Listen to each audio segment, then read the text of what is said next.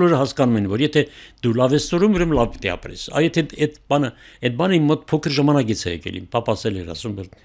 ով լավ սովորում է, լավ էլ ապրելու է։ Ով վատ է սովորում, վատ է ապրելու։ Եվ դա ճիշտ է, արտասահման Եվրոպան դա է։ Լավ սովորողը լավ աշխատավարձ է ստանում, վատ սովորողը վատ աշխատավարձ։ Եվ վատ աշխատանքի է, այսպես ասած։ Պարոն Ազբեկյան, բայց այդ լավ վատ սովորելու մեջ ընդունակությունների գործոնը չկա։ Հիմա գենետիկորեն կան մարդիկ, դուք այդ տեսակետին ինչպես եք նայում, որ գենետիկորեն կան ընտանիքներ, որտեղ երեխաները սովորելու ունակություն չունեն, թե որպես այդպեսի ունակություն չկա այդպես հասկացություն։ Բայց հնարավոր չի, որ դա ինչ որ ունակություն չունենա։ Ինչ որ մի բանից նրա ուժը է, պրոստը ծնողը պետք է շատ զարգացած լինի։ Մեր ծնողը պետք է իրոք մեծ մանկավարժ լինի, որ պետք է գտնի իր երեխայի ուժեղ կողմը։ Ծնողը շատ կարևոր է։ Գիտեք, մանկավարժությունը առանձնապես մեծ, եթե սահմանենք մանկավարժությունը, դա ընդամենը երկու սահմանում, երկու կատեգորիա է։ Սերը դեպի երեխաները եւ հարգել այդ երեխայի անձը։ Այսինքն դու նախ պետք է գտնես այդ ծնողը նախ պետք է գտնի իր երեխայի, նախ պետք է սիրի շատ երեխային, դա ոնց ասած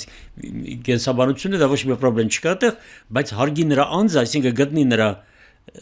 այն մասը, որ ինքը կարող է։ Կենսաբանություն, օրինակ, մաթեմատիկայի ընդունակությունները, ես միշտ ասում եմ, մաթեմատիկան արդեն շատ ներողություն, մոր արգանդում արդեն մաթեմատիկոս է, բայց ֆիզիկան որպեսզի սիրի, նա պետք է լույս աշխարհ գա,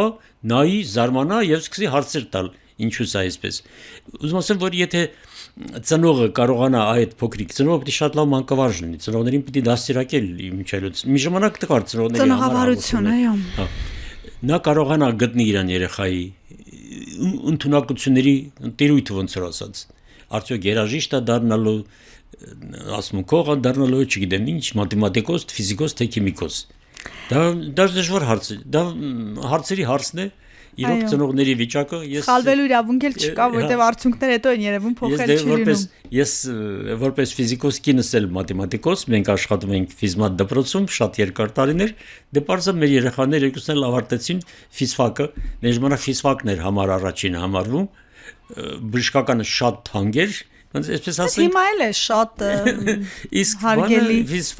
ֆիզֆակը երեխեքս իր չնայած աշխատեցին ուրիշ մթնոլորտներում եւ ֆիզիկա եւ ուրիշ մթնոլորտներում, բայց ես արդեն մենք կարողացանք նրանք տեսել էին միայն ֆիզիկա, մաթեմատիկա, ուրիշ բան չեն տեսել։ Հիմա դրանք անդրադառնանք գենետիկային, ֆիզիկայի գենետիկային անդրադառնանք ձեր մասով, բայց այսօր կարևոր օր էր։ Դուք էլի պատվոգրով շնորհակալագրով պատմեք էլի այսօր առավոտ ինչ եղավ Քվանտում։ Լավ, հաճելի արարողություններ, երեխաների, գիտեք, երբ որ հարավոր երեխաներ են կանգնած դասարանները սիրուն հագնված, այսօր շատ սիրուն, առաջորդն էր Քվանտ Վարժանին, բացումը լինում է շատ հետաքրքիր, ամփոփում են դասարանները,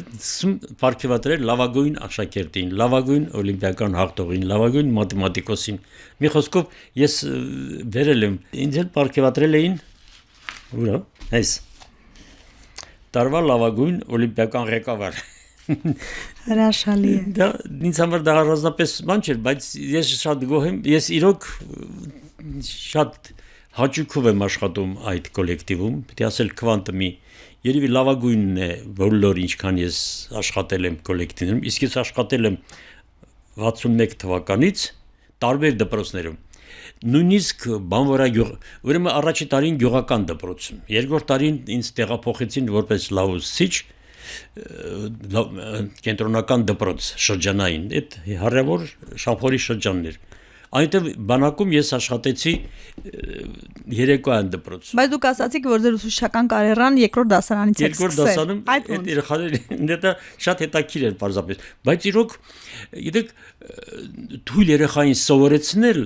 եթե դու ուսուցիչ ես, դու ուրիշ լեզվ ես խոսում, նա քո լեզուն ավելի լավ է հասկանում, քան գիրքը, շատ հեշտ է, կարելի է մի հատ էլ խփել գլխին, ասել այդ կան դմբոյս։ Չի կարելի, մանկավարժությունը մերժում է ժամանակակից։ Երկրորդ դասարանում կարելի է դանել։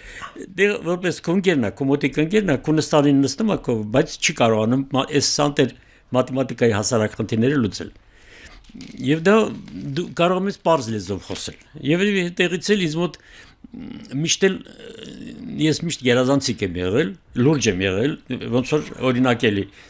ես ստիպված այդ դերը խաղացել եմ, ես ասում եմ դե դու լուրջ ես, ասում ես այդ դերը խաղացել եմ, որտեղ ուրիշ ճար չունի, ես տան մեծն էի,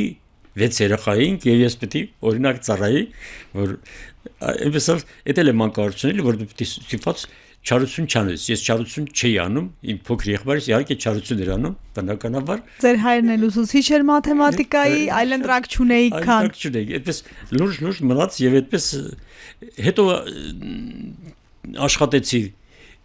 ֆիզմատ դպրոցում շատ մեծ հաճույքով, իմ ամենաերջանիկ տարիներն էին դրանք, իմ ֆիզմատ դպրոցում տունվելը մի հետաքրքիր պատմություն է, որ ես միշտ պատում եմ։ Ուրեմն ֆիզմատ դպրոցին հրավիրեցին 9-րդ դասարանում 5-րդ ուսուցիչն էի ես, 4-ին հանել էին 2 ամսում։ Իսկ ես չգիտեի բյամիտ, դե ես քիչ թե շատ ճանաչված էի, գնացի հպարտ, աշակերտներն ասին ստոպ։ Դուք մենք ասում ենք ամիսա վիճում ենք երկու հարցի շուրջը, չեն կարող հասկանալ եւ գրքերում չեն կարող ճանենք։ Դուք մեզ պետք է բացատրեք, ինչ բան է ժամանակ, սահմանում տակ ինչ է ժամանակը։ Դա ահավոր հարց է։ Եվ ինչպիսին է ջերմաստիճանը, մակրոմեծություն է թե միկրոմեծություն։ Ես արդեն զգացի, որ սա այդտեղ լուրջ պուբլիկա է, սա սրանց հետ չի կարելի կատականել։ Բայց կարողացա դիմացա։ Ինչ բան է ժամանակը 86 տարվա խորքից ինչ բան է ժամանակը։ Ժամանակը շատ դժվար, դա ֆիլոսոֆիական կատեգորիա է։ Ֆիլոսոֆիական։ Իհարկե, դա ժամանակ